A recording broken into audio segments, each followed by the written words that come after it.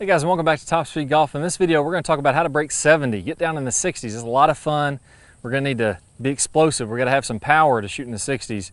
We're going to have to really compress that golf ball, hit it nice and solid. We're going to have complete control of our pitch shots and then be able to drain those mid-range putts. So I've got a great little drill for you here that's going to help you getting explosiveness, getting lag, getting the release correct, and really compressing the golf ball. That's going to be crucial shooting in the 60s, as we mentioned. So what we're going to do here is, let's go ahead and set up. I want you to work halfway into your downswing. So as you're in your downswing, we're going to work on shallowing out this club. So again, that club needs to shallow out a little bit. All the pros are doing that. That's going to allow you to come in nice and shallow, compress the golf ball. This left wrist is starting to bow. That would be cupped. I'm going to have that a little bit bowed. It can be flat or a little bit bowed, is both fine. And I'm going to come down to about right here. Now you'll notice my hips are already starting to open a little bit. I'm going to do a couple pump drills, and then I'm going to swing all the way on through to a good full finish. That's what it looks like from face on. So again, I'm doing this, wrist is bowed, shallow shaft, hips are opening up, a couple little small pump drills. I'm not going any farther back than this, and then I got to swing through as quickly and as fast as I can. Now the key here is, I don't want to wipe across this golf ball. I don't want to come down to here and then just drag the club across the golf ball and get kind of this fade. It doesn't feel very solid. I want to go ahead, as I come down to this position, couple pump drills, and then boom, I'm going to compress it to where I'm getting a little bit of a draw. That ball's turning over slightly from right to left. So I'm going to line this up a little bit more to the right. Let's actually go ahead, let's move our camera to where it's looking right at this flag out in the distance so we can see our target line. So the camera will be looking right down this stick, and I'm going to show you how I'll shallow out this club. So we're going to just do a little half back swing. The club's going to shallow out, meaning instead of it being steep and over the top, it's going to be shallow. This is going to be nice and flat. I'm coming in with some lag. My hips are opening up, and I'm going to get to where my hands are in front of my right leg. Now from there, a couple little small pump drills, and then I'm going to work all the way on through to the finish. And I'm going to hit this ball with a draw absolutely as far as I can hit this ball. So it's going to be like this. Nice positions, couple little pumps, and then I'm going to try to draw the ball. Overdrew that one just a little bit. Let's try one more. But that's going pretty far. That's about 100 and what do I have here? I got a 6-iron, and that one went about 160 yards or so. Let's try another one. So just a little bit shorter than what a normal swing would be, because I'm really getting aggressive through contact. The same thing here, hands in front of the right leg. So I'm going a little farther back than it feels, but that one, let's see where it lands. Yeah, right in the middle of the green, that one landed, so about 160 yards carry. You got to really accelerate, really be aggressive, and get that lag, get that bowed wrist, and then bam, we got to really let that fly as we're coming on through there.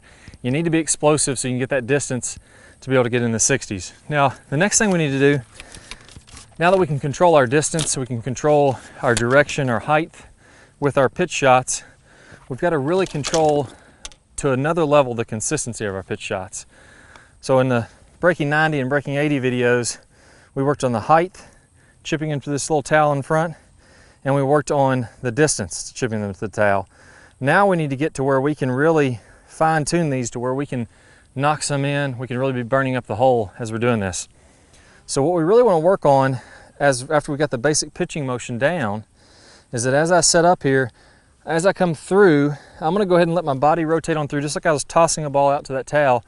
And I want to make sure this leading edge doesn't turn on over. In the full swing, I got to release that leading edge. I got to release this club to get that nice draw, to get that acceleration, that speed. In these short game shots, I'm letting everything move through together. And look how this leading edge isn't really turning over. So as I'm coming on through there, just like that with these little pitch shots. So I'm not letting that club face rotate on through. And I really want to work on, I'm getting a little bit of forward shaft lean, and I'm really compressing that golf ball so it comes out low with some good spin on it. There we go. So that one, really nice spin, kind of low, just barely long of the towel, and I didn't let that face roll on over.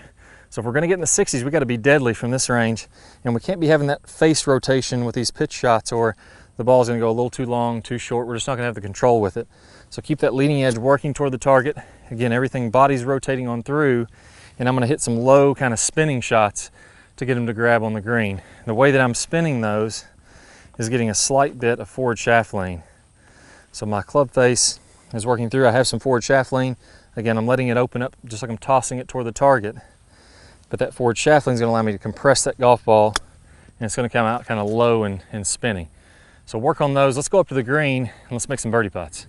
All right guys, to break 70, these crucial mid-range putts, these are the ones that you're gonna have a lot of chances for birdie from these 8 to 12 foot range.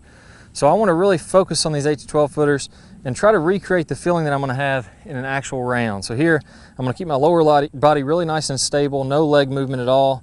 I'm going to keep my hands nice and soft, and I'm going to hold my follow through all the way until that ball lands in the cup.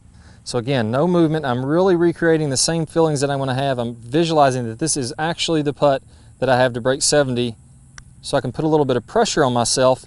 When I make it, I'm kind of preparing myself for the real thing.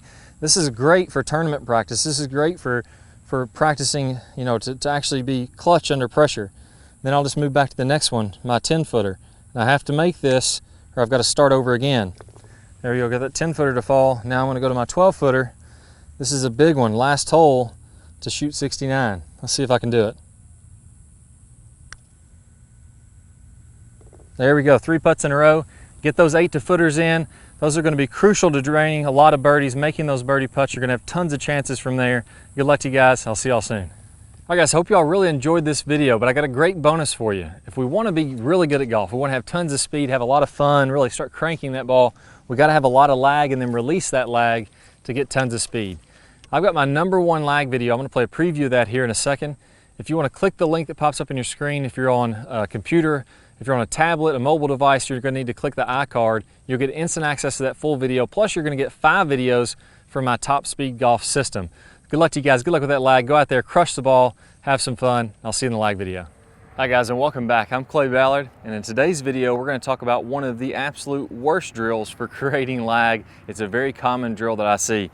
And in this drill, what we're going to do is we're going to set the wrist very early to create an angle of lag, and then we're going to try to hold this throughout the swing. It's one of the worst things that you can do to build lag. I'm going to talk about the science behind why this is the case, and I'm also going to give you a great drill to help you improve your lag, all in this video. Let's go ahead and get started. If I do it this way versus holding that position, exact same thing happens when we're building the lag in the golf swing.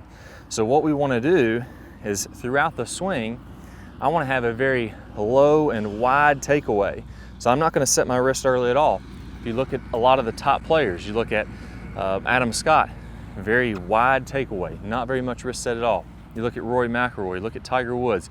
All these players are using a wide takeaway and not getting very much wrist set, so that later in the swing, as we start down, we can increase this wrist set, and we're really only going to max out this angle of lag for a split second in the downswing. Okay, so a 3-step drill here. Now, as we get started with this, I want to remind you that the fulcrum in this golf club for getting a massive amount of lag is right at the end of the golf club. This is where I want my hinge point to be.